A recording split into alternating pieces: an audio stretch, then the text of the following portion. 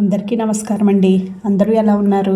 మనమందరం బాగుండాలని కోరుకుంటూ మన లైఫ్ స్టైల్స్కి స్వాగతం చెప్దాం. ఈరోజు మన కథ మేధావి. చలపతి అనే యువకుడు చాలా తెలివైనవాడు. ఏది చదివినా వెంటనే అర్థమైపోతుంది. ఒకసారి విన్న మాట కలకాలం గుర్తుండిపోతుంది.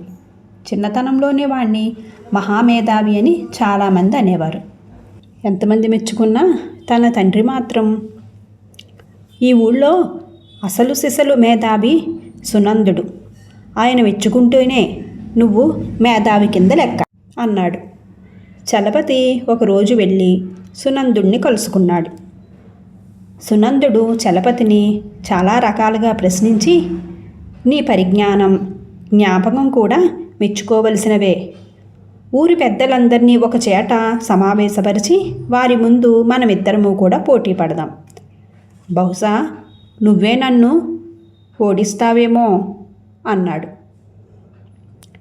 అప్పుడు చలపతికి కలిగిన ఆనందం అంతా ఇంత కాదు. ఇంటికి వెళ్ళి వాడు జరిగిందంతా తన తండ్రికి చెప్పాడు.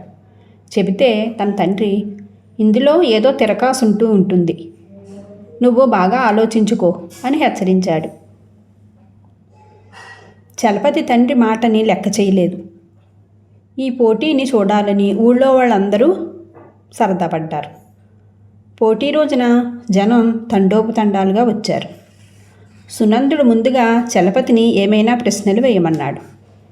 చలపతి వెంటనే సూర్యుడి తేజస్సు ఎక్కడిది అన్నాడు. అందరూ కూడా సునందుడు ఏం సమాధానం చెబుతాడో అని కుతూహలంగా ఎదురు చూస్తూ ఉన్నారు. సునందుడు చిరాకుపడి సూర్యుడి తేజస్సు ఎక్కడిదని ఇక్కడి వాళ్లలో ఎవరిని అడిగినా అందరూ తలోక రకంగా జవాబు చెబుతారు. ఎందుకంటే సూర్యుడి తేజస్సు ఎక్కడదో తెలుసుకోవటానికి ఊహ కావాలి. అయితే ఊహ అందరిది ఒకేలా ఉండదు. అందులోని నిజానిజాలు తేల్చడానికి మనం సూర్యుడి దగ్గరికి వెళ్ళలేము.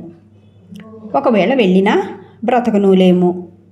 శాస్త్రం ప్రకారం సూర్యుడి తేజస్సుకు కారణాలు చెప్పినా అది నీకు నాకు తప్ప ఇంకెవరికీ అర్థం కావు.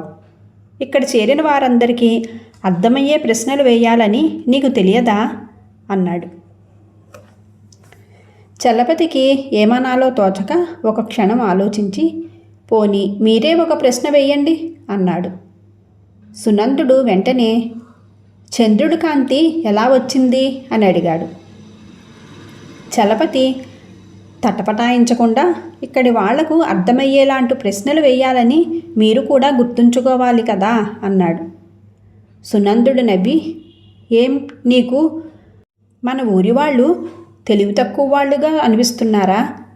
చంద్రుడికి స్వయంగా ప్రకాశం లేదని, సూర్యుడి కాంతి చంద్రుడిపై పడి ప్రతిఫలించి వెన్నెలగా భూమిని చేరుతుందని నీకు తెలియకపోవచ్చు, కానీ మన ఊళ్ళో అందరికీ తెలుసు. ఏం రామయ్య నీకు తెలియదా? ఏం వీరాజు నీకు తెలియదా అంటూ గ్రామస్తులు ఒక్కొక్కరిని అడుగుతూ ఉన్నాడు. అందరూ తెలుసునన్నట్లుగా తల ఊపారు. చలపతి ఉక్రోషంగా మరి ఇందాక అలా అన్నారు అని ప్రశ్నించాడు. అంటే ఊరుకోవటమేనా? ఈ ఊరికి మనమిద్దరమే తెలివైన వాళ్ళం అనుకుంటున్నావా అని సునందుడు ఊరి వాళ్ళ వైపు తిరిగి ఈ చలపతికి కాస్త తెలివి ఉందేమో కానీ వినయగుణం మాత్రం లేదు. తనంతటి వాడింకెవరూ లేరని అహంకారం. ఊళ్ళో అంతా తెలివి లేని వాళ్ళని అనుమానం. ఇంత చిన్న వయసులోనే ఇంత మిడిసుపాటు ఎవరికో కానీ ఉండదు. నాతో పోటీ పడాలని వీడికింత తపన ఎందుకు? నా దారిన నన్ను పానిచ్చి తన దారిన తను పోవచ్చు కదా అన్నాడు. గ్రామస్తులందరూ కలిసి చలపతిని నానా మాటలు అని ఎద్దేవా చేశారు. వాడికి చచ్చేటంత అవమానం అయ్యింది.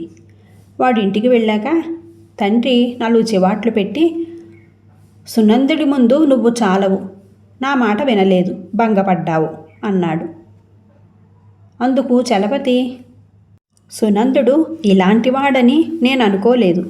ఆయనకు తగిన విధంగా బుద్ధి చెప్పటమే ఇక మీదట నా జీవితాశయం అన్నాడు. ఆ రోజు నుంచి వాడు సునందుడి ప్రతి మాటను శ్రద్ధగా వింటూ ప్రతి పని శ్రద్ధగా గమనిస్తూ ఆయన రాసిన గ్రంథాలన్నీ తదేకమైన దీక్షతో చదువుతూ ఉన్నాడు. ఈ విధంగా చలపతికి ఆయన మాటల్లో, ప్రవర్తనలో, పనిలో, ఆలోచనల్లో ఎన్నో లోపాలు స్పష్టంగా కనిపించాయి. వాటిని చలపతి ఊళ్ళో వాళ్ళందరికీ విపరీతంగా చెప్పాడు. ఊళ్ళో వాళ్ళు కొందరు ఒకరోజు సునందుడి దగ్గరికి వెళ్ళి చలపతి అంటున్న మాటలు అతనికి చెప్పి ఎంతగానో బాధపడ్డారు. సునందుడు వాళ్లను సముదాయించి, చలపతి తెలివైనవాడు, నా లోపాలు వాడు చూపిస్తే నాకు మంచిదే, వాటిని సవరించుకొని నేను బాగుపడతాను. ఉత్తపుణ్యాన లేని లోపాలను వాడు లోపాలంటాడా? అందువల్ల వాడి కుళ్ళుబుద్దే బయటపడుతుంది తప్ప నాకేం నష్టం అన్నాడు. వాళ్ళు వెళ్ళిపోయాక సునందుడి భార్య సునందుడితో, ఇప్పుడు మీరు చూపించిన శాంతి స్వభావం మొదట్లోనే చూపించి ఉంటే చలపతి మీకు శత్రువై ఉండేవాడు కాదు కదా. వాడు మీ గురించి చేస్తున్న దుష్ప్రచారం నాకెంతో దుఃఖాన్ని, బాధని కలిగిస్తుంది అని చెప్పింది. సునందుడు చిన్నగా నవ్వి, వెర్రిదానా, నేను కావాలనే చలపతిని రెచ్చగొట్టాను. ఎందుకంటే వాడు నిజంగానే మహామేధావి. నేనుండగా ఈ ఊళ్ళో నాకంటే గొప్ప మేధావి మరొకడు ఉండకూడదని నా కోరిక. అందుకే వాణ్ణి బాగా రెచ్చగొట్టాను. ఆవేశం మేధావుల్ని కూడా మూర్ఖుల్ని చేస్తుందనటానికి చలపతే ఉదాహరణ. చలపతి బుద్ధి ఇప్పుడు పెడదారి పట్టింది. నన్ను దుయ్యబట్టడానికే వాడు తన తెలివినంతా ఉపయోగిస్తున్నాడు. అందువల్ల మేధావిగా ఈ ఊళ్ళో నాకు పోటీ లేదు. అర్థమైందా అన్నాడు భార్యతో సునందుడు. కథ సుఖాంతం. Thank you for watching guys. Friends, మన కథను లైక్ చేయండి. మీ సలహాలు, సూచనలు కామెంట్ చేయండి. ఇంకా ఇలాంటి మరెన్నో మంచి కథల కోసం మన ఛానల్లోకి వెళ్ళి చూడండి. Thank you.